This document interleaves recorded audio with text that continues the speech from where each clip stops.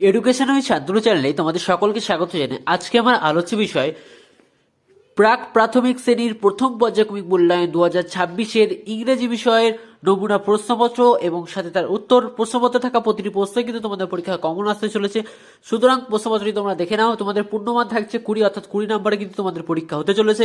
সময় থাকছে 40 মিনিট। প্রাথমিক শিক্ষা পর্ষদের নির্দেশ অনুযায়ী নবপ্রবর্তিত পর্যায়ক্রমিক মূল্যায়ন সিসি পদ্ধতি অনুসরণ করে কিন্তু প্রশ্নপত্রটি তৈরি হয়েছে।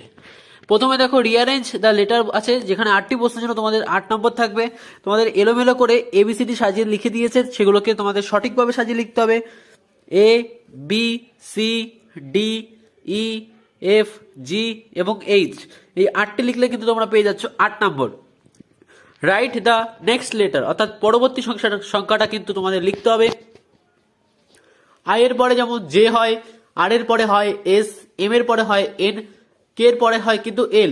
এই 4টি লেখার জন্য কিন্তু তোমাদের থাকছে 4 নম্বর। 3 নম্বরে বলেছে রাইট দ্য বিফোর লেটার, যেখানে 4টি প্রশ্নের জন্য আবার থাকছে তোমাদের 4 নম্বর।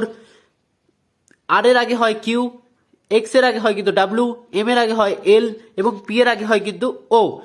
4 নম্বরের প্রশ্নপত্রে বলেছে see the picture and write their first word 4x1, অর্থাৎ 4টি প্রশ্নের জন্য তোমাদের 4 নম্বর। প্রথমে যেই ছবিটা দেওয়া আছে সেই ছবিটা দেখে কিন্তু তোমাদের ফার্স্টের অক্ষরটা লিখতে হয়। প্রথমে একটা বিড়ালের ছবি দেওয়া আছে, বিড়ালকে ইংরেজিতে বলা হয় ক্যাট, তো সেই ক্যাটের প্রথম অক্ষর আমাদের কিন্তু সি আছে, তাই কিন্তু সি লিখতে হবে। তারপরে একটা আছে পাখির ছবি, যার বাংলা মানে হয় হচ্ছে, যার ইংরেজি মানে হয় বার্ড, বার্ডকে ইংরেজিতে প্রথমে অক্ষর হচ্ছে বি, তাই কিন্তু বি বসছে। আপেলের প্রথম অক্ষর এ হয়, তাই কিন্তু এ বসেছে, এবং ফিশের প্রথম অক্ষর কিন্তু এফ হয়, তাই কিন্তু এফ বসেছে। তো ভিডিওটি তোমাদের কেমন লাগলো তা কিন্তু অবশ্যই জানাবে। চ্যানেল নতুন হলে কিন্তু চ্যানেলটিকে অবশ্যই সাবস্ক্রাইব করে দেবে। প্লে লিস্ট চেক করে কিন্তু তোমরা অন্যান্য ভিডিওগুলো দেখে নিতে পারো।